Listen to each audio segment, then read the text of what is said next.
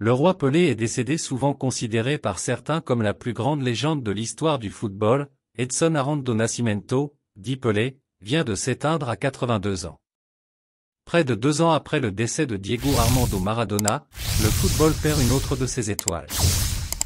Le football pleure de nouveau l'un de ses meilleurs ambassadeurs. Plus de 2 ans après le décès de la star argentine Diego Armando Maradona, c'est au tour de Pelé de s'éteindre. L'information a été donnée par son agent à l'Associated Press.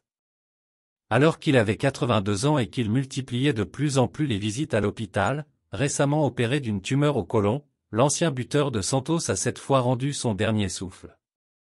Il laisse derrière lui tout un pays en deuil et l'ensemble du monde du football.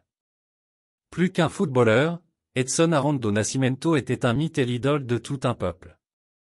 Né le 23 octobre 1940 à Trecoraço dans l'état de Minas Gerais au sud du Brésil, le jeune Edson Arantes do Nascimento prendra vite le chemin de l'état de São Paulo avec sa famille quand son père obtiendra un emploi de fonctionnaire et une place dans l'effectif du club local. Découvrant ainsi le ballon rond grâce à son géniteur, il rejoindra ensuite Santos en 1956, le club avec lequel il marquera sa légende. À seulement 15 ans, il fait ses premiers pas avec les équipes jeunes, avant d'aller en équipe première et il ne cessera de monter en puissance. Sélectionné avec le Brésil le 7 juillet 1957 alors qu'il n'avait pas encore 17 ans, il disputera la Coupe du Monde en Suède l'été suivant. Ratant sur blessure les 2 premiers matchs, il reviendra plus fort avec un but contre le Pays de Galles en quart de finale, devenant le plus jeune buteur en Coupe du Monde à 17 ans et 239 jours, un triplé contre la France en demi-finale et un doublé en finale contre la Suède. Pelé et la Coupe du Monde. Devenu le plus jeune champion du monde de l'histoire, il est aussi le seul à avoir gagné 3 fois la compétition, 1958 contre la Suède, 5-2, 1962 contre la Tchécoslovaquie, 3-1, et 1970 contre l'Italie, 4-1. La Coupe du Monde, la compétition de Pelé où il aura acquis sa notoriété mondiale. Légende du Brésil dont il est toujours le meilleur buteur de la sélection avec 77 buts en 92 capes, il a aussi brillé en club avec Santos.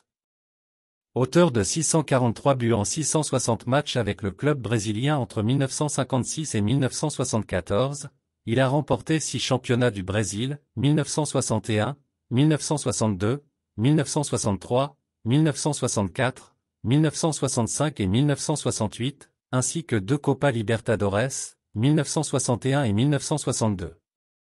Parti ensuite 2 ans aux États-Unis pour défendre les couleurs des New York Cosmos, il prend sa retraite sportive à 37 ans.